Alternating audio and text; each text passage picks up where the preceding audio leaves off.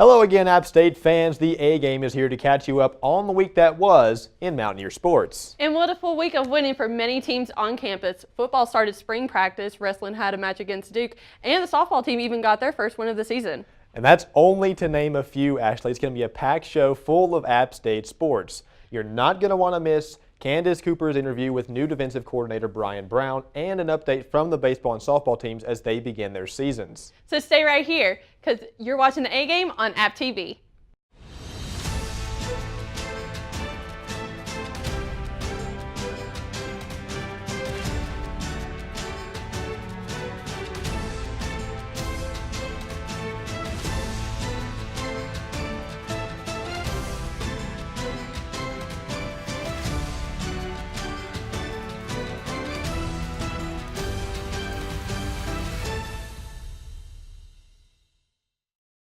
App State Wrestling fell to Duke University on senior night in Varsity Gym.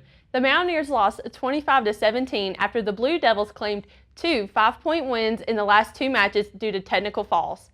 It was a packed crowd to watch the last home match of the season with 300 people in attendance. The Mountaineers have already clinched at least a share of their third straight Southern Conference championship. A-Game reporter Austin Lopp spoke with head coach John Mark Bentley after the match. Despite it being senior night here at Varsity Gym, the Mountaineers weren't able to get the win over the Duke Blue Devils. Coach John Mark Bentley had this to say. We knew it was going to be a dogfight. It's kind of a couple matches early. We thought we got upset and won, and then thought we could win a couple others, and just didn't happen for us. And no excuses. We got to grow from this and get better, and we got to be stronger when we wrestle the Citadel next weekend. The Mountaineers close out the season February 18th at the Citadel. Reporting for AppTV, I'm Austin Lopp.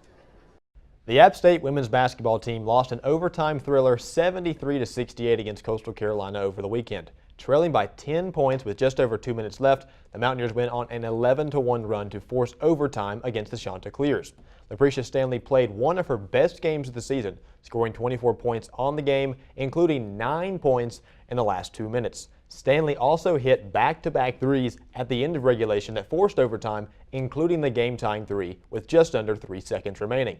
The Chanticleers scored the last 7 points of overtime that won the game in the end. The men's basketball team cruised to an easy 81-66 victory over Coastal Carolina on Saturday. Junior Ronshad Shabazz scored his 500th point of the season in the game, reaching the milestone on a free throw with about 4 minutes remaining in the second half. And Shabazz is only the 5th player in school history, Ashley, to reach that milestone in 2 or more seasons. Now, a couple other Mountaineers that also shined in the 15-point victory. Sophomore guard O'Shawn Williams broke off the bench for a career-high 20 points and shot 5 of 9 from the field, including this three-pointer from the left side. He went 3 of 4 from downtown. After a closely contested first half, App State ran away with a second, outscoring the Chanticleers 49-33. App also shot 47% for the game and held Coastal to just 45% and forced them to turn the ball over a whopping 19 times.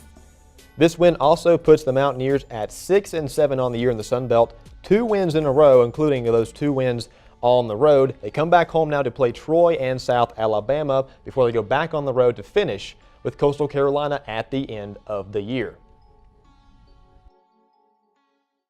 We have A-Game basketball analyst Zach Lyon back in studio with us. So over the weekend, the team traveled to Myrtle Beach and faced Coastal Carolina and pulled out a really big victory.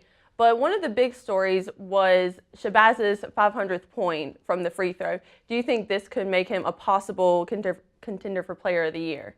Yeah, absolutely. Shabazz was a third-team All-Sun Belt guy last year. He's averaging about 20 points a game. He's really efficient for as many shots as he takes per game.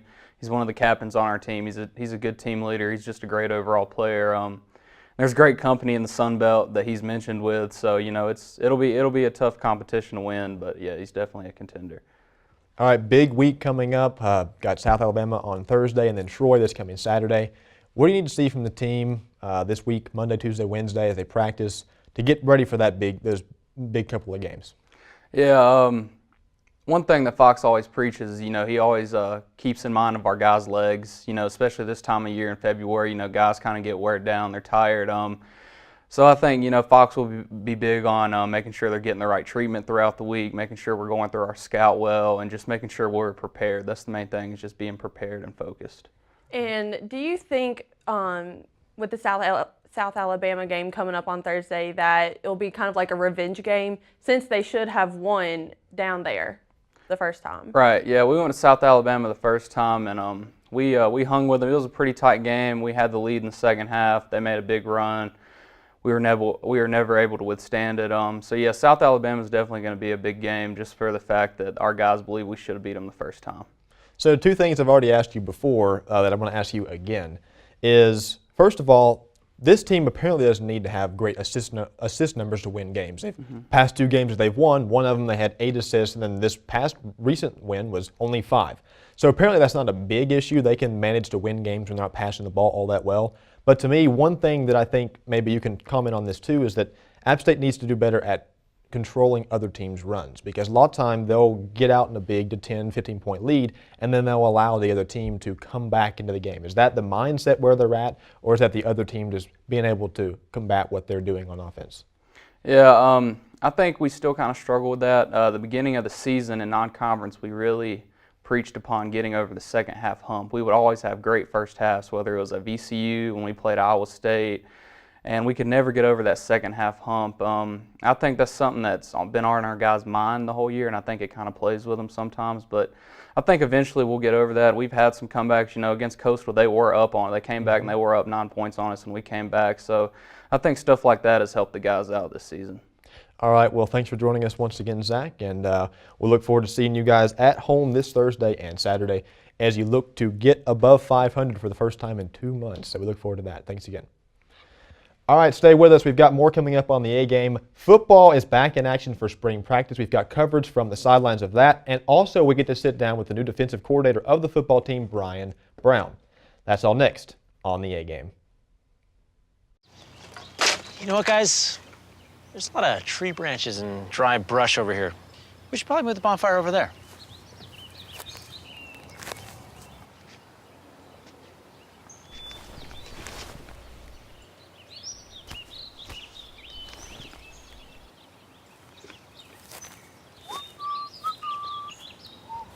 I'm guessing Smokey liked that idea.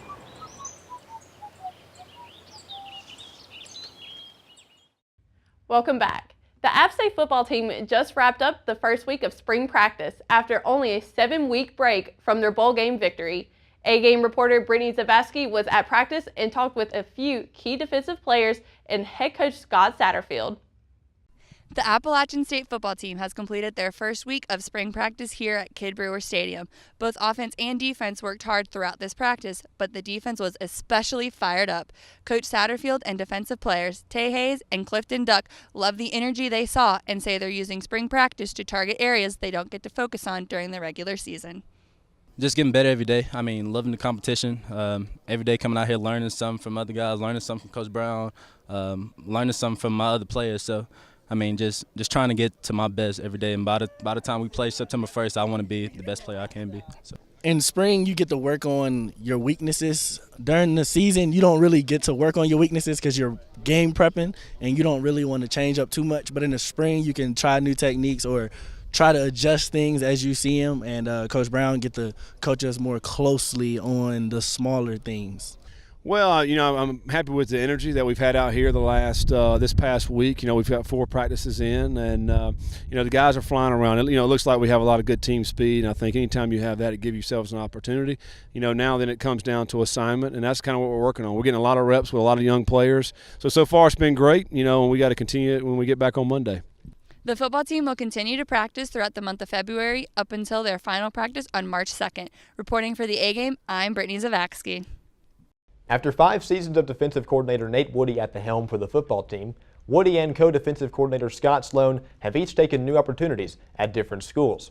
That leads us to new defensive coordinator Brian Brown, who is the A-Game's first Mountaineer spotlight of Season 7. So sit back and relax as Candace Cooper takes us through the interview as we get to know Brian Brown a little better.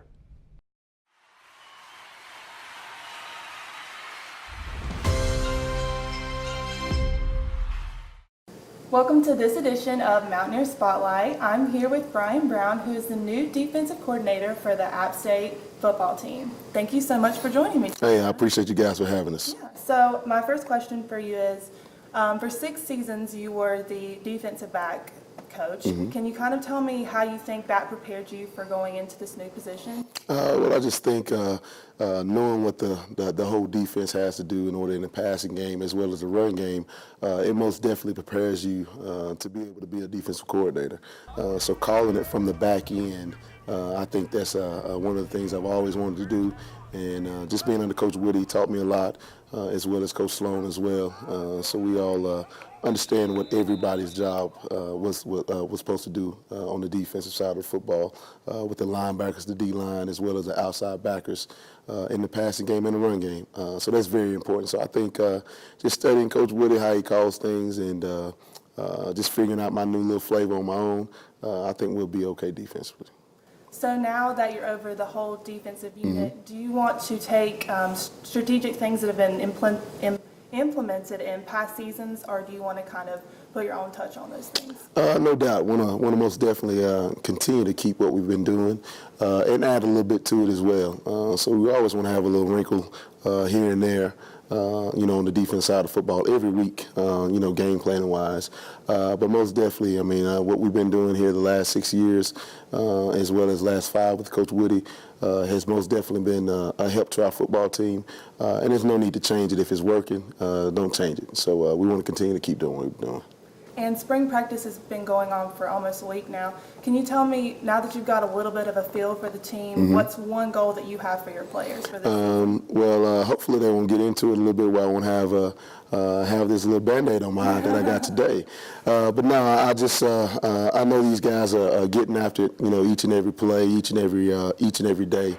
So with it being day 4 today, it was a very, very physical day today, and on both sides of the football. And we got after it a good bit, and we're just looking for us to continue to get better each and every day with our base coverages, our base defense, mixing in a couple things here and there, and tackling. If you can't tackle, you won't be able to get anybody down, and it's going to be a long day. And I think with what we've been doing here the last couple of days in practice, I see a good future for our defense. And this new promotion is really big for you, I'm sure. And can you kind of talk me through, I don't know if you knew that it was coming or not, can you talk me through when you found out, your reaction, and where you were, what happened? Well, you kind of got a little inkling of what's going on in the coaching world, and kind of just being a little bit close to Coach Woody a good bit. I kind of knew what was going on with him, and he wanted me to come to Georgia Tech with him, and I knew that if I had the opportunity to stay here to be the defense coordinator, I most definitely would love to do that. And being a defensive coordinator at my age, in this profession, as well as a minority, you don't see it as much. And most definitely, this is one of the best things that have happened to me in my life, besides marrying my wife and my 2 kids, having 2 beautiful kids. But just doing that means the world to me. And but kind of knew it was coming, but did not know if Coach Sapp was actually going to give it to me or not. He knew that I wanted it, and we were just pleased that he gave it to myself, as well as co-defense coordinator Coach Jones and Coach Ivy. We've been together for 6 years with all those guys, so we kind of know what each other likes, what we don't. I know what Coach Jones loves on his food. He don't like cold chicken, on his salad and stuff like that. So, but it's been great. We just look forward to working with each other this next coming up year, and it's been a blast so far this spring. And I know a lot of players have pregame rituals. Is there anything you do before games as a coach? Every game since I've been here, well, really since I've been playing football, I've always called my dad, and we always pray before the game, no matter if it's home or away. Me and him always have a spiritual moment to ourselves, and after that, it's really not a whole lot. It's just listen to my music, and I always pray with our kids, with the defensive backs before the game, every game.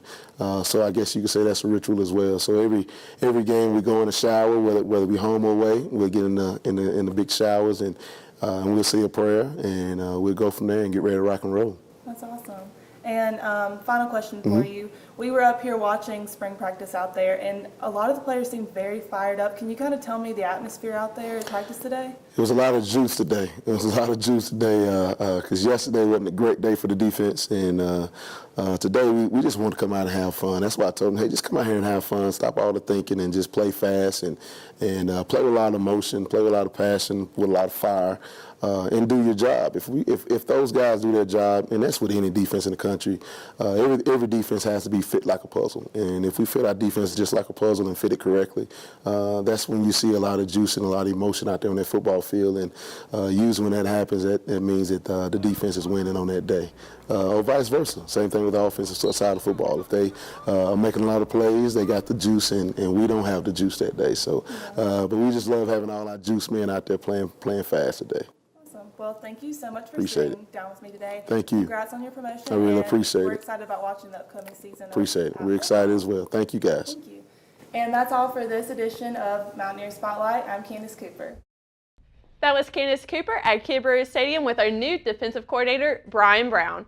So from what I can tell, Braxton, Coach Brown is going to pick up right where Coach Woody left off. Yeah, and he said it in the interview. It sounds cliche, but if it's not broke, don't fix it. And exactly what we've seen from the App State football team on that defense Coach Woody led. You know, Brian Brown's going to pick up right where he left off and lead this team to victory, as it's been so good in the Sun Belt for the past several seasons. Yeah, I can't wait to see what Coach Brown can do with his young defensive players next season. So stay with us. On the other side of this break, Jay Boyd gives you what you need to know about the baseball and softball teams as their seasons are underway. That's next. Everywhere that we go, he makes people laugh and makes people smile, and I feel like I have that quality. He's the one who always takes me fishing. I watch golf with him. I watch him cook because when I grow up, I want to be a cook too. We have the same faces like this. Dad is the one, when you fall, that picks you up. That unconditional sense of presence and reassurance is really what makes him my father. Welcome back to the A Game. It's time for baseball now, where head coach Kermit Smith and the pitchers Luke Watts and Reed Howell met the press on Media Day to discuss their 2018 season. A Game reporter Jay Boyd was there at Media Day and has more on this year's story. App State's baseball team just wrapped up their media day where second-year head coach Kermit Smith spoke very highly on this year's team. The roster will include 18 newcomers that will join the 13 returners from last year's team. The team has been picked 6th out of 6 in the Sun Belt's East Division, but will look to disprove that and improve upon their win total from a year ago, which was 19. They play a great slate of schools here in North Carolina, and they will play 40 out of their 56 games here in the state. One of those games will be down in Charlotte as the team travels to the Charlotte Knights Stadium to play the University of South Carolina on March 6th. We want to be more competitive. You know, these guys, back to the returners, they came here to be good, you know, and those 13 guys, you know, some of them are seniors and won't be back, and, you know, some are juniors and won't be back because of the draft. And, you know, we want to send those guys out winners. That's what they came here to do. And even though they didn't specifically come here to play for me, they came here to be winners. They came here to make Appalachian State baseball, you know, one of the premier programs in college baseball, and that's what we're out to do. We also know that they just want the best for us, and at the end of the day, they care about us winning and us, you know, being the best version of ourselves that we can be. That's the biggest goal at the end of the day. The team played their first series of the season this past weekend against UNC Greensboro. They'll look to continue building on their sense of family as they go through the season. For AppTV, this is Jay Boyd.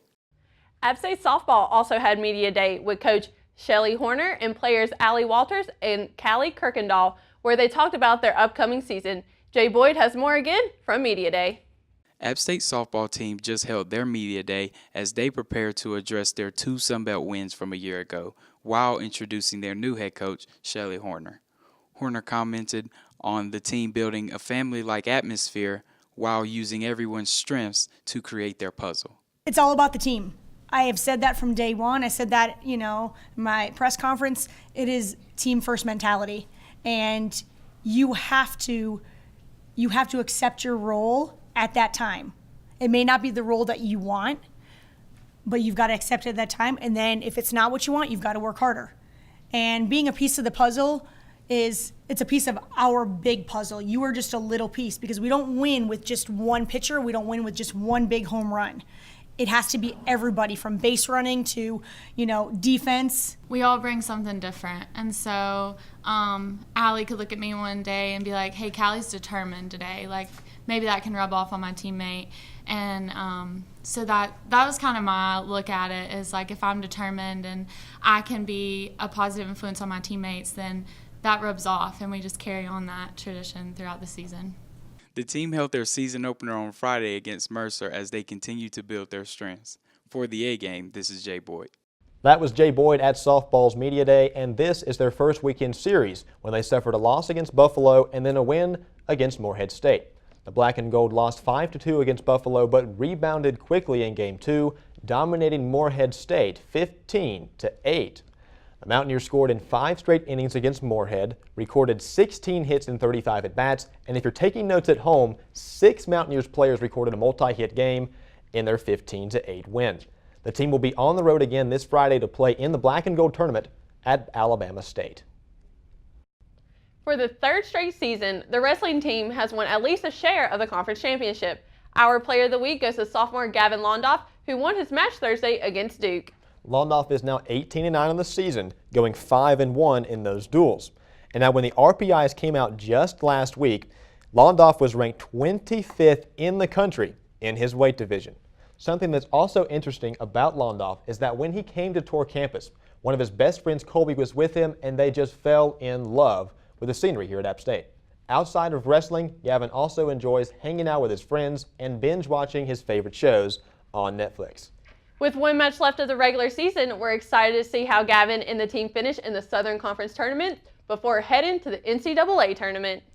We want to hear from you about who should be the next A-Game Player of the Week. Use the hashtag A-Game Player of the Week to vote for next week's show. Basketball is home for 2 more games this week, and we will have updates from both of those and more. But until then, I'm Ashley Smith. And I'm Braxton Critcher. For Sam Moore and Candace Cooper and the entire A-Game staff, see you next week